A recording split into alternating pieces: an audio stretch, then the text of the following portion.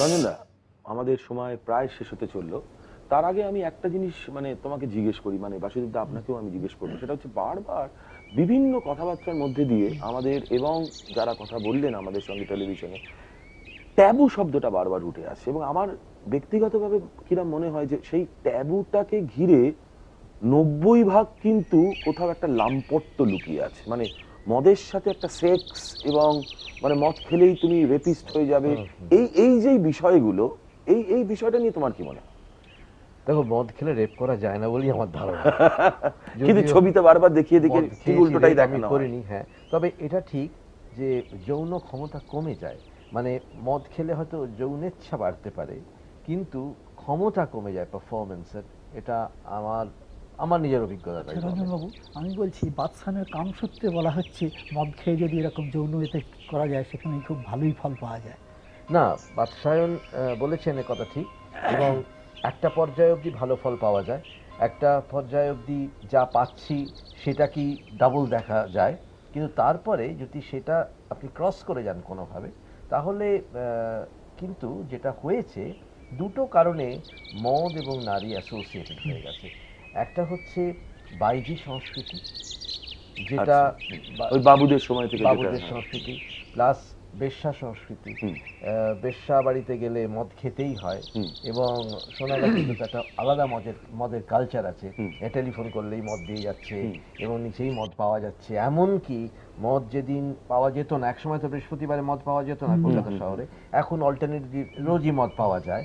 কিন্তু সেই সময় কিন্তু সোনাগাছিতে মদ পাওয়া যেত, মদ সবসময় পাওয়া যায় সোনাগাছি। अभी अभी पीनी शुरू की है। क्यों पीते हो इतना कि बर्दाश्त ही न कर पाओ? कौन कमबख्त बर्दाश्त करने को पीता है?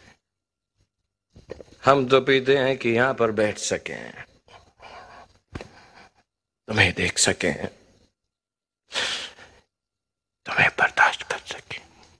এই প্রসঙ্গে মনে পড়ছে, কোরআনে একটা জায়গায় বলছে মদের বিরুদ্ধে কেন তা বলছে, একটা উদাহরণ দিয়েছে আল কোরআনে।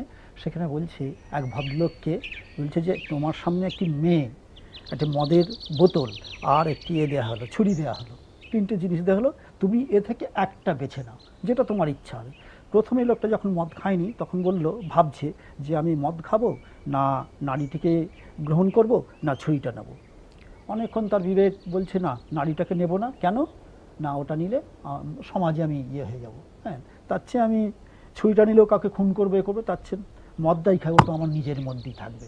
আমি নিজের মদ খাবো, নিজের ক্ষতি হবে, আরও ক্ষতি হবে না। কিন্তু সে যখন মদটা খেলো, কিন্তু সে নারীটাকেও চাইছে, ছুরিটাও চাইছে। ওখানে বলছে, কোরআন থেকে বলা হচ্ছে যে তোমরা এই মদ খেলে কি হলো না, সবগুলো তার বিবেক বর্জিত হলো। এই একটা সংস্কার তারা তুলে ধরছে। অতএব বান্দাগণ মদ থেকে দূরে থাকো। ঠিক উল্টো কথা বলেছেন অমর খৈয়াম।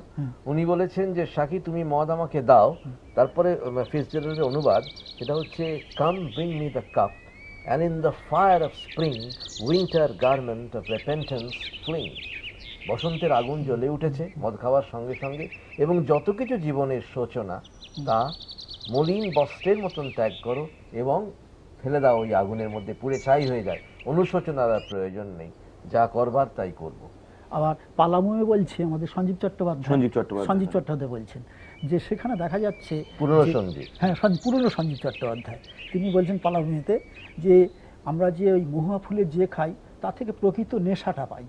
হ্যাঁ, কিন্তু লিভার নেই ওতে, কিন্তু নেশাটা আছে, আবার সস্তাও বটে। সেই জন্য তিনি বলছেন যে এই লিভার নয় অথচ সস্তায় যে আমরা ধেনু, অতএব বলছে সে একটা কথা সুন্দর ওখানে বলা যাচ্ছে যে ধেনু ঢুক ঢুক পিও যুগ যুগ জিও। হ্যাঁ, তার সঙ্গে যোগ করে। অনেক অনেক ধন্যবাদ রঞ্জনদা, বাসুদেবদা, আমাদের এই ফাঁকা স্টেশনে আড্ডা মারার জন্য হদিশপুরে।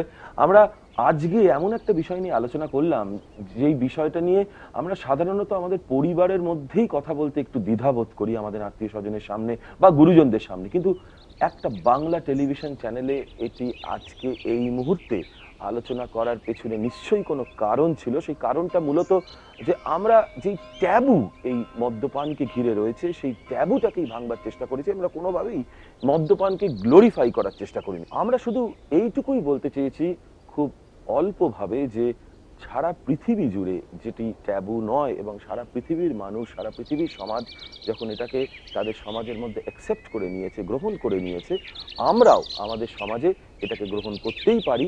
কিন্তু অবশ্যই তার মানে এই নয় যে অতিরিক্ত মদ্যপান করে রাস্তায় মাতলামি করবে কেউ, বা বিভিন্ন রকমের যৌন ইচ্ছা বা বিভিন্ন রকমের ক্রাইম আমাদের শরীরের মধ্যে ডেভেলপ করুক, এরকম জিনিস করতে গিয়ে আমরা কখনোই সেটা চাই না। কিন্তু আমরা এইটুকু চাই যে মদ্যপানকে কেন্দ্র করে যেই ট্যাবু আমাদের সমাজের মধ্যে রয়ে গিয়েছে, সেই ট্যাবু যেন আগামী দিনে সরে যায়।